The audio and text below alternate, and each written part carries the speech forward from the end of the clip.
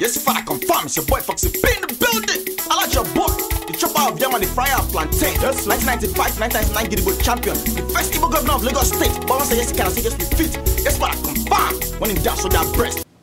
Yes, Father confirms your top Foxy P in the building. I like your boy. Chopper of yam and the fryer of plantain. Chilling right here on another episode of Africa Today Show. I want to appreciate every single person who's tuned in today, the day of our Lord, Tuesday. Ginger, I'll jump right into it. Ladies and gentlemen, boys and girls, today's topic is very, not only one topic we get, first of all, and I think it's very important that I lay it out first before I even jump into it.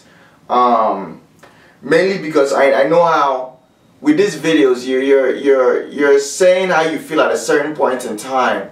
You know, it's almost like you're encapsulating your thoughts and your views, and what might happen is, you know, within the next couple of months, I'm talking about months from now, maybe like 12, 15, 18, 20 months from now, who knows what's going to happen in the future. And then people will now come back and start commenting on the video almost like you dropped it that same day. So let me put this out there that I'm recording this video in November. I believe that today is November 17th, 18th, 2014. So before anybody jumps in there and says, Fox P, you were wrong, this one, now this one. I can be wrong in the future, but right now, this is my opinion, this is where I stand, based on this whole situation I'm about to talk about. Okay.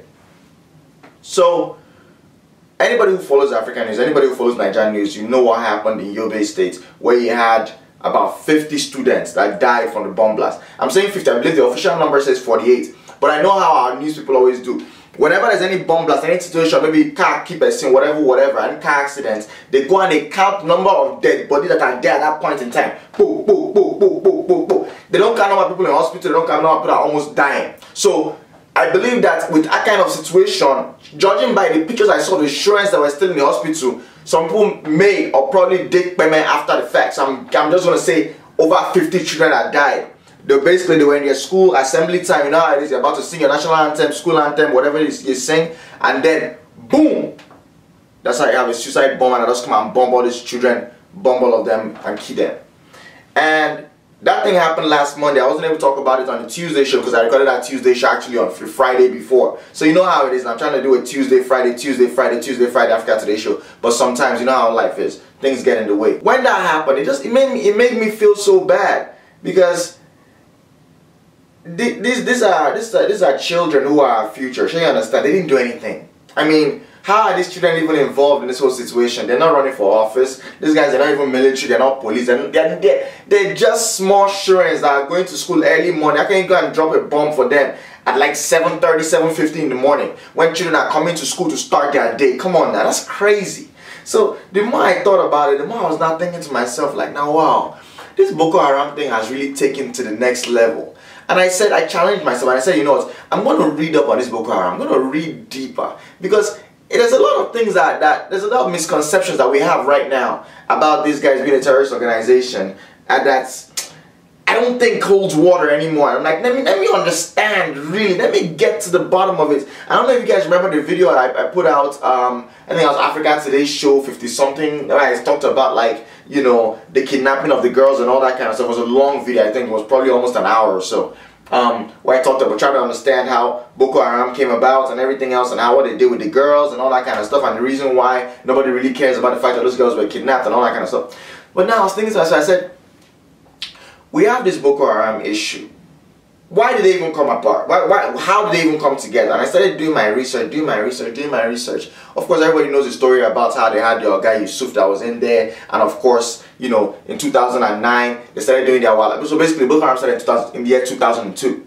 They chilled for 7 years, peace and quiet, everything was good. But in 2009, they were becoming increasingly radical with what they were doing. The guy went and established a compound for all of them to be living in. Over 2,000 people were living there, chilling, doing their own thing and everything else, causing too much wahala. They're going against saying that Christianity is evil, which is usually the case when you're dealing with two religions. But then that's saying everything about the Western world is evil, and that's why they got the name Boko Haram. That's not their real name. It's just like, you know, that they always say haram. Anything Boko, anything foreign is haram. So that's where they got that from. So going deeper into it, you know, 2009, police stormed their place, did what they did, scattered the whole place, and then they killed their leader.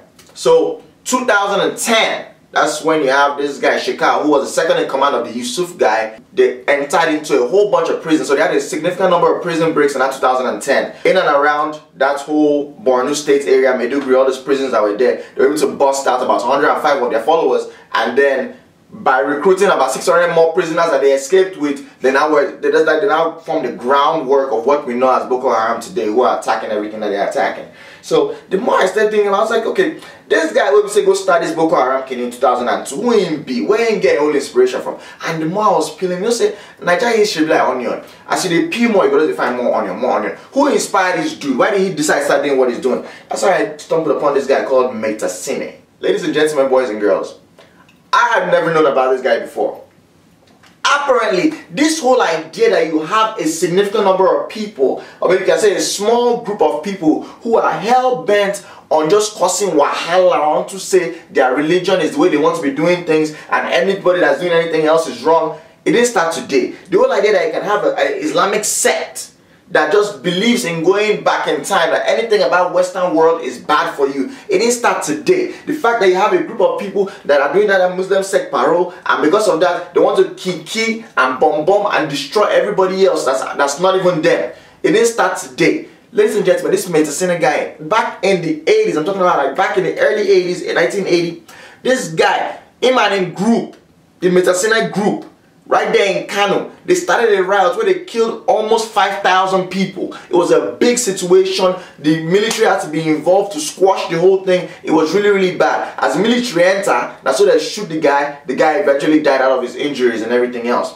But that didn't stop there. Over the next couple of years, 1984, they go do the attack for that Maiduguri area, because by this time all of his followers had spread and they used to denounce everything that was Western. So if you think about what Boko Haram is doing, I believe that might be the origin of all this wahala. This guy denounced every single thing. He denounced using a walking stick. He denounced wearing wristwatch, wearing glasses, going to school, anything like that. They believe that if anybody that read any book that's not the Quran is bad. That means you're doing a bad thing, that you're doing a haram. Listen, I'm talking about the Metasine people in this 1980 now. They've been doing this, riding on bicycle. But if you're riding bicycle, they cannot use knife and cut your head, confirm. So I was like, damn. So they kill up to 5,000 people in Kano. Then you now look at they kill, you know, almost 1,000 people or so in Jos in like 84 or so, and then the number almost 4,000 people that killed for that Maiduguri riots and everything else in that 84 time frame. And I was like, that's almost 10,000 Nigerians that were like slaughtered in the name of this whole situation. And I started asking myself, why nobody tell us about this thing?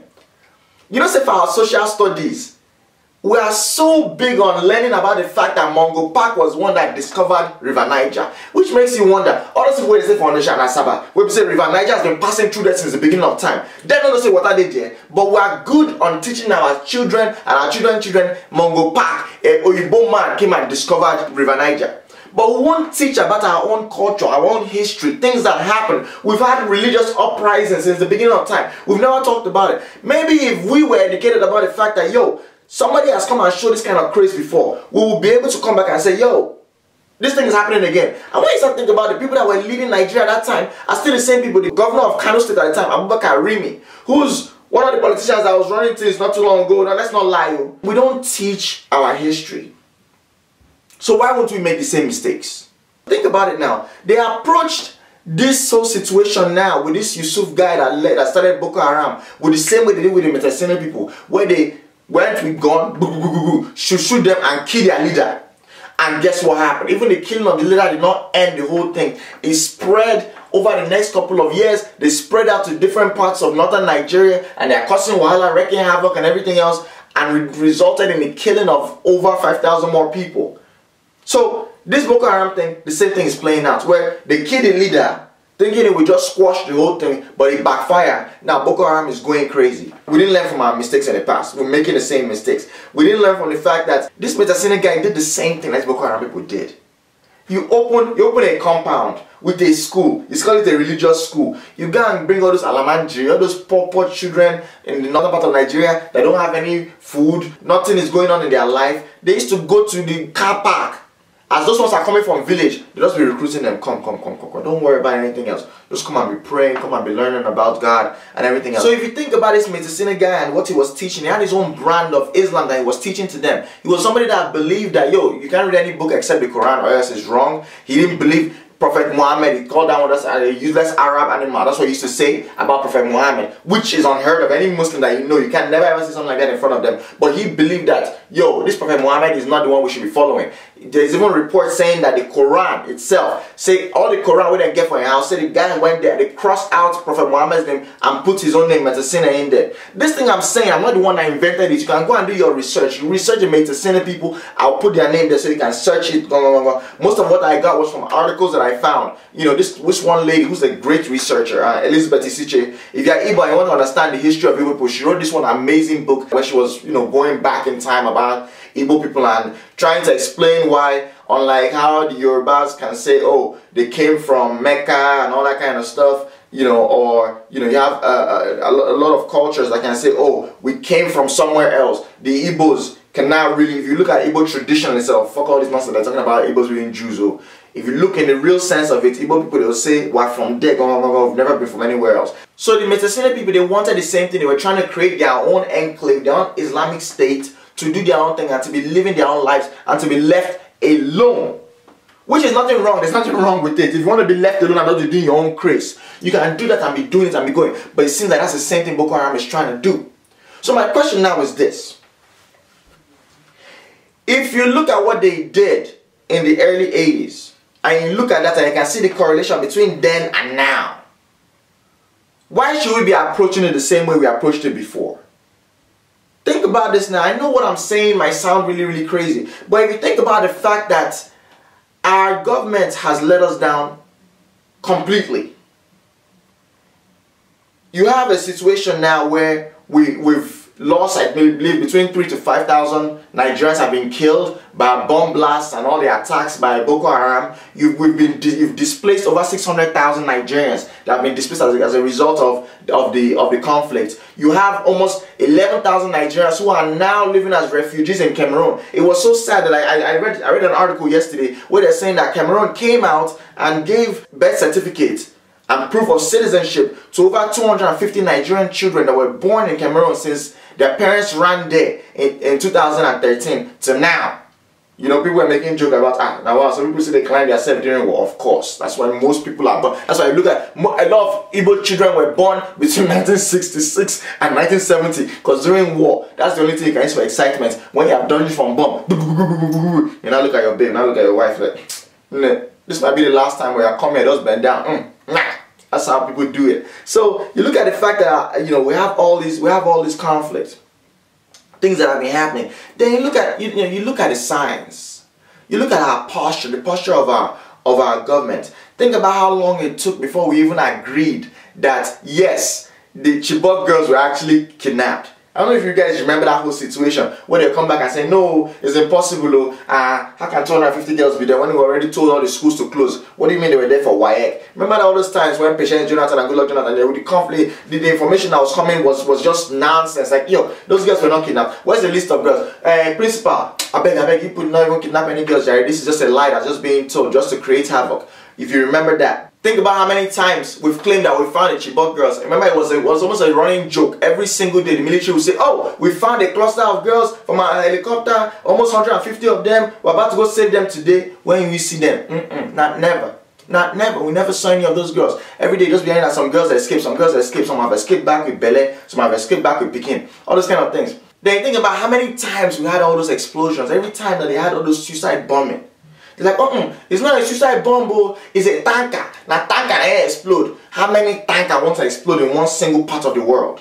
How many tankers? Every single time, they will never agree that it was suicide bomb. They say, oh no, it was tanker. That's a minor explosion, you know, in Eagle Square. That's a minor explosion right there in Meduguri. That's a minor explosion in Yola. Every single time, you know, if it's not doing a copy that's coming out, they'll be coming out and just be lying. Our PR, those are the spokespeople, or Ruben Abati, that's the spokesperson for the government, for the president's office. They'll be coming out and saying, oh no, that's not what happened though. That's a lie. That's not true. How many times our soldiers were being pursued from war front?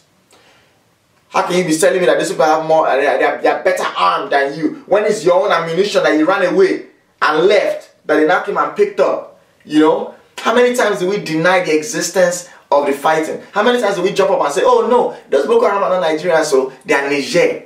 You know, how many times do we show the entire world that we either don't care enough to fight these guys or we cannot fight them? You know, so when you look at this whole pattern of doing things, when you look and see that the posture of our government is not like one that really wants to end this conflict, it now makes you understand why it is that in Africa you be hearing of war be going on for a long time. Think about Sudan. Sudan, they had their civil war for 22 years. Think about Liberia. If you add the first civil war and the second civil war, that's almost like 11 to 12 years of war. Whereas in Europe, when they be having war, I don't know whether you guys remember that Bosnia war that they had, when they're fighting in Sarajevo and everything. How long did that one take? Well, about 3 years. The reason why their own war will be shorter than our own is simply because there are two ways that you can do conflict. The first way is that when the fighting wants to start and you have told yourself that yes, we're about to fight, you go about it the hardest way you possibly can. You throw as many people as you can, as many soldiers, as many bombs, as many guns. You go as hard as possible because you want to annihilate the person sharply. You're not playing no games, you're not 10-10, you're not doing any kind of games. You're going straight to the point to kill, to destroy all.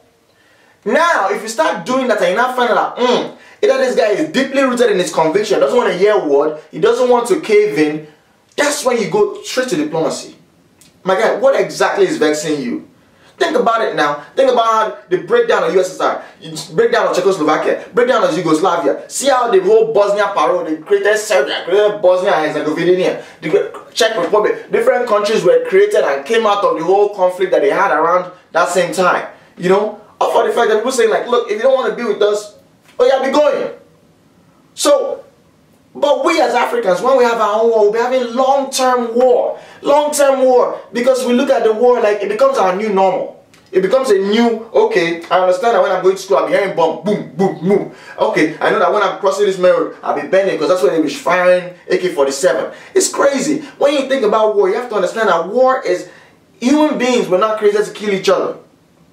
You understand? These are things that separate us from other animals. That's why we hear something like, oh, that's animalistic behavior, or that's barbaric. You know, no, we're civil, we're civilized. We don't do that. That's why a lot of countries these days, they don't even have death sentence inside of their legal system. You know, like Jan, for instance, like if you like, carry gun and shoot 16 people for head, they still won't kill you.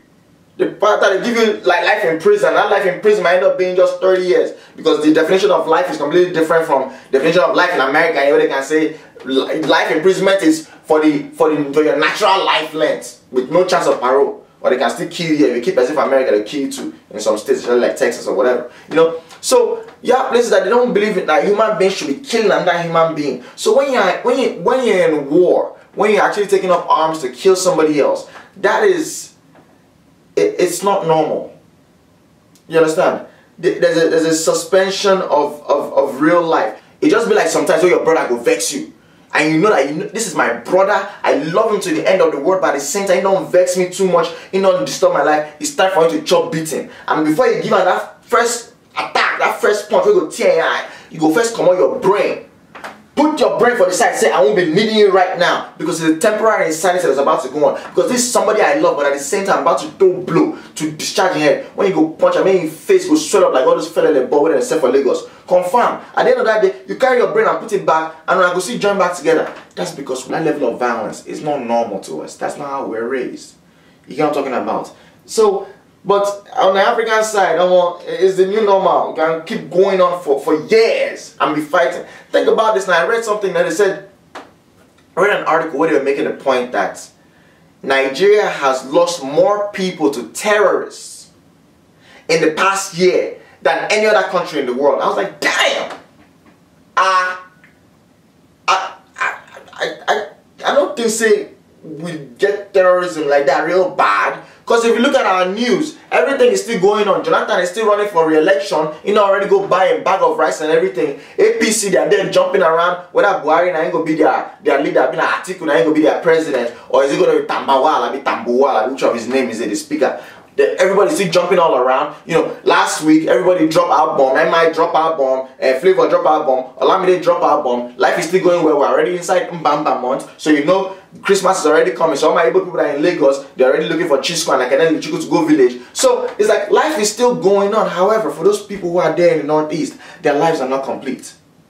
So what I'm saying is this: if we don't try to go the gun route, and the gun route is not working, mainly because it's either that we cannot use that gun route because we don't know how to use it well, our military is not up to par, or they are not inspired enough, quote unquote, inspired enough to do what needs to be done. Maybe it's time for deliberation. Maybe it's time to bring them to the table and be like, okay, fine, how far? What do I want? If they say they want their own area, they want their own Islamic state, go set them up now.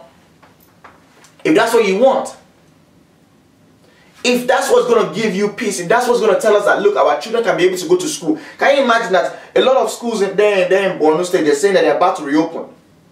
So the children never reopened since summer break or long holiday. The schools have not even opened since. Can you imagine that? That's another set of children that can even easily be recruited by Boko Haram now, because those children are at home since. You get what I'm talking about? It's crazy to me. You have people who their lives have just been stopped. Think about the fact that our senators, you have people that, it just came up again, I don't know if you guys know this. Since last year, since 2013, we've had the state of emergency in Borno State, Adamawa State, and Yobe State. Pretty much saying that, you know what, policemen have stepped back. State of emergency, military are coming in, we're taking over all the whole administrative power. Governor, you don't have any power no more, step back. Now the federal government is taking over this place. It's a state of emergency, confirmed. So you have that going on right now. And the thing was only for a couple of months. So of course it has expired now. So you're voting to keep it till next year. I think it's supposed to be for another 6 months or so, maybe another year. I don't know exactly which one. And you have sitting senators that are arguing against it. They are arguing against, why should we go and do state of emergency again? People, these are senators from that part of the world, from that part of Nigeria, saying that they don't see any need why there should be state of emergency. Your people are dying. Your people are dying. And you don't see any sense for any reason why we should have state of emergency in your place? Come on now. It's the new normal. They're fine with it. They're good with it. Yeah, think about it now. Since the time that this Boko Haram started, I think there's only one Boko Haram financier that I've seen that they've arrested. And what did they sentence that one to? 4 years in jail. 4 years in jail for the fact that the thing that you're raising money for has killed over 5,000 Nigerians. 4 years in jail. 4. Of which very soon they will come release them. Boko Haram, they've come all the way from Borno, all the way from that whole border place. They've come all the way to Lokoja. Do you know where Lokoja is? You have to pass Abuja to get to Lokoja. Lokoja is when the Niger River has been joined, and they passed all of that to come down there. So you already know that we're helpless. If these people decide that they really want form vote, they really want to do things, they can destroy anything they want to destroy now. You're dealing with a group of people who have nothing to lose. They don't really talk and say, man, you know what, forget it. Think about the lack of willingness of our government to do anything. This Sambisa forest where they talk say our girls day, Chibok girls day. That's in the forest. I'll tell you right now, ladies and gentlemen, boys and girls. The northern part of Nigeria has been crying for many years. Oh my God, deforestation is killing us. Oh, the Sahara desert is encroaching. Oh, may I help us, may I help us, may I help us. All of a sudden now, I'm hearing that Ipa forest, which kind of dirty bastard forest and I won't get. The forest when I get, I just grab where we say, just get some kind of shrubs and some kind of grass. Because when you see all those videos where Boko Haram going to pursue our soldiers. Now mountain and they climb, and that area is very mountain, it's very hilly.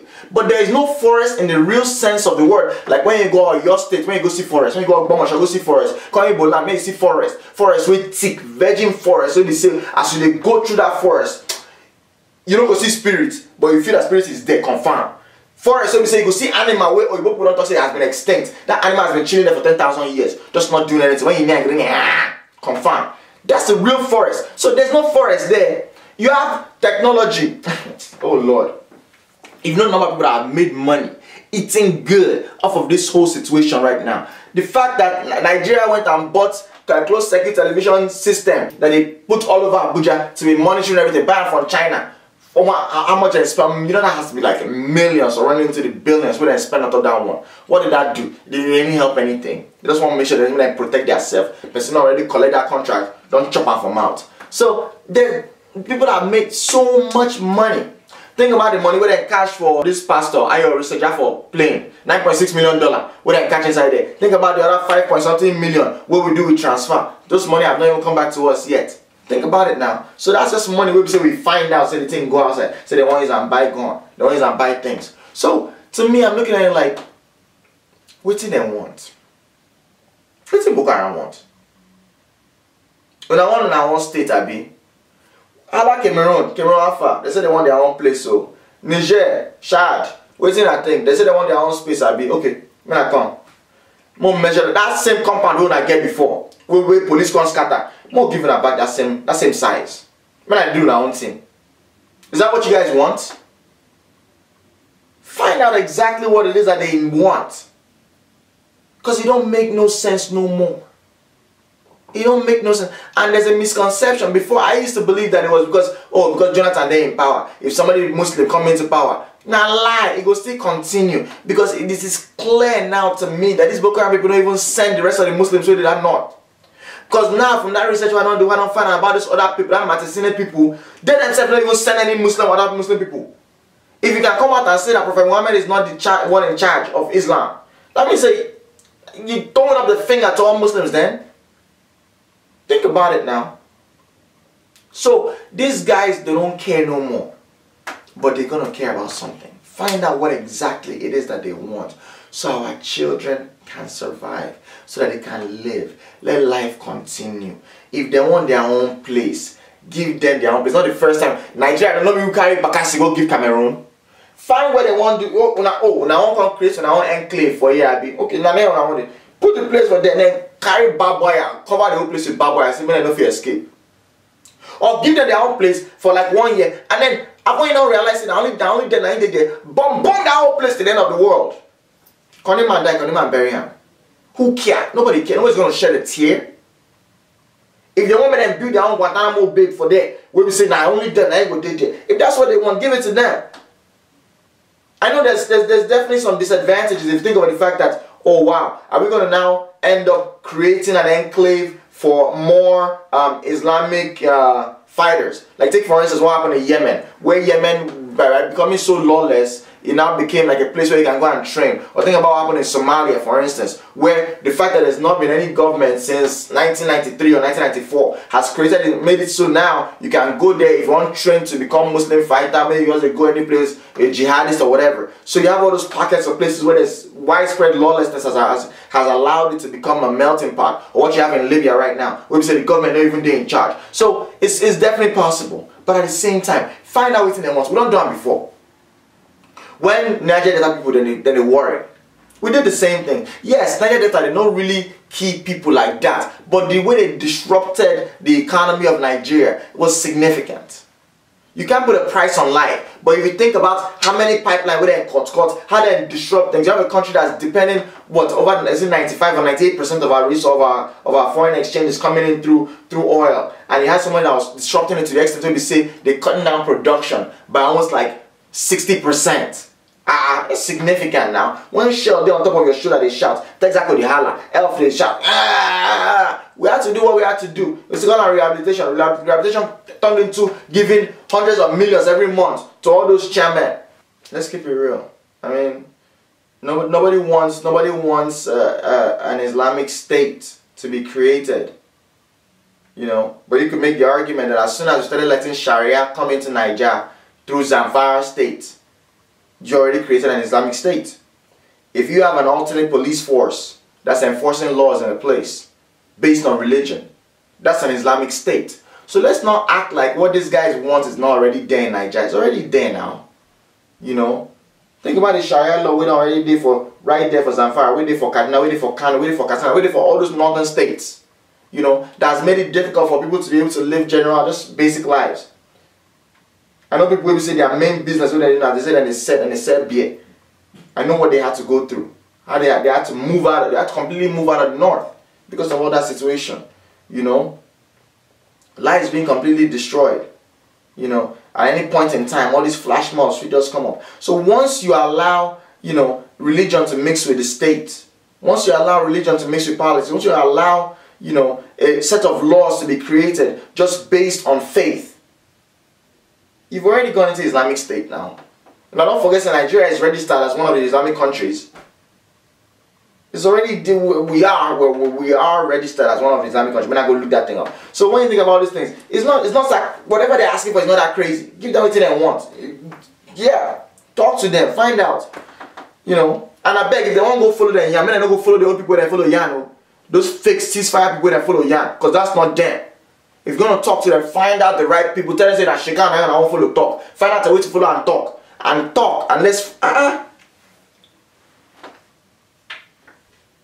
If I have to take $1 billion, carry and go America now, or carry and go Jan, Nigerian politician go fit down. But when it's a situation where you have to find a way to talk to these guys, we have to deliberate now.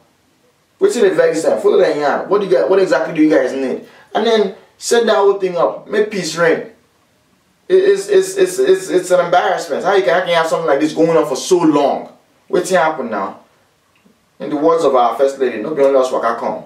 But anyways, ladies and gentlemen, that's all I have to say for today, man. That thing really touched me for body, man. I was so sad.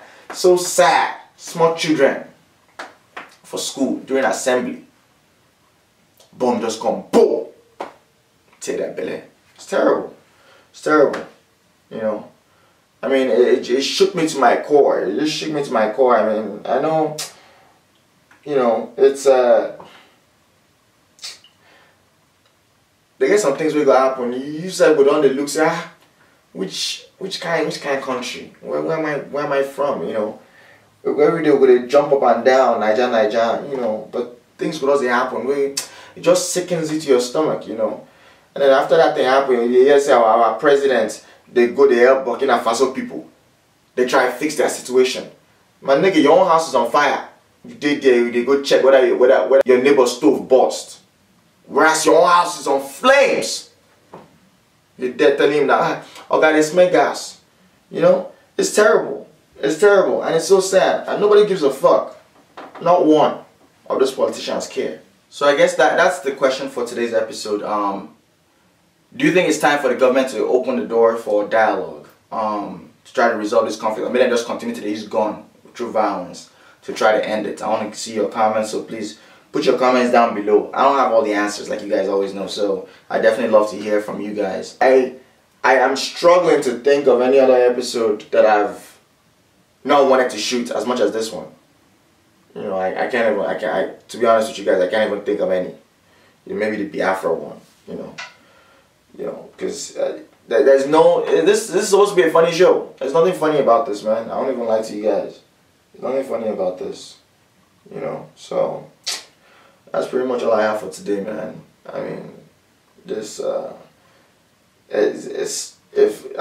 more I thought about it, the more I was like, yo, if we're truly Nigerians, which we are, we're always gonna be Nigerians. You know how this life is. If you start to deny who you be, somebody will remind you. So you are Nigerian, whether you like it or not. What they're doing, that's our country. That's us. You know. And I was like, I can't continue living my life the same way. As long as those people they suffer, my own life, something has to change. So you know. So I just made a decision. I said, as long as this Boko Haram thing is going on, where we said that they kill all these children and everything else, you know, and I'm only gonna tell you guys on here, I'm never gonna answer to anybody else. I mean, fuck them, you know. But as long as that whole thing is going on, we say these children still die, this bomb blast still happen, when our government they fuck up. Me personally, I can't. That whole look with the hat and the bow tie and everything else. I think I'm just gonna just put them on top QC for a while, man. You know, and so if not see me for shows and everything else, just you know, t-shirt and jeans or whatever. Just you know, sitting my own personal, you know, form of protest, you know.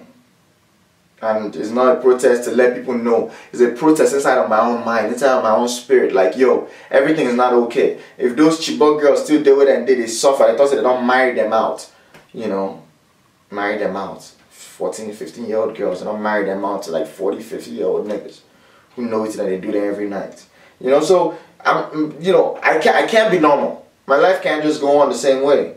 So, you know, that's the one thing that I you know, I think for me personally, I think I might change, and it may not make any difference, but I think inside of my soul it does make a difference, because every single time I'm going to be getting ready for every event, and I look at what I'm supposed to be wearing and I can't wear it, you know, maybe that'll make me speak a little bit more. Maybe that'll make me, you know, throw something out in that direction, you know.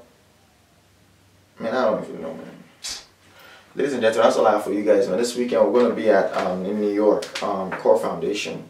It's a fundraiser for children. The guy that do things, very amazing guy, young Niger boy, you know, does do things real heavy. He doesn't really have much, you know, not just humble guy, but he's been able to go, you know, I love what he did. Set up a charity. First, what he did, he used his own money, went back to eastern part of Nigeria and rehabilitated a whole school by himself. Him and his fiancé and his partners, a couple of his friends, they just went together. DJ YB, all those people, they just went together. Boom. And this New York boys, the young boys, went and just completely redid a whole primary school, and then set up a charity.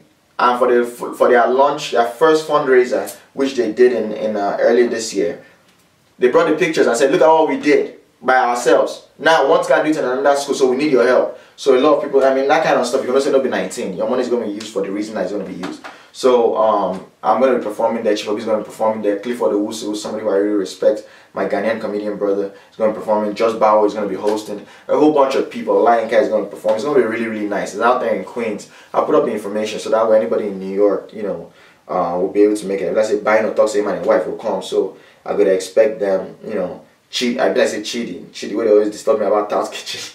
The Task Kitchen will finally drop. You know, hopefully you said if you come, you know, if you did that in the New York area. And anybody else, you know. So ladies and gentlemen, boys and girls, I apologize. This is kind of like a downer episode, you know, but well, that's life, man. Appreciate when I die. By God's grace, I'll see you guys this Friday. Ginger.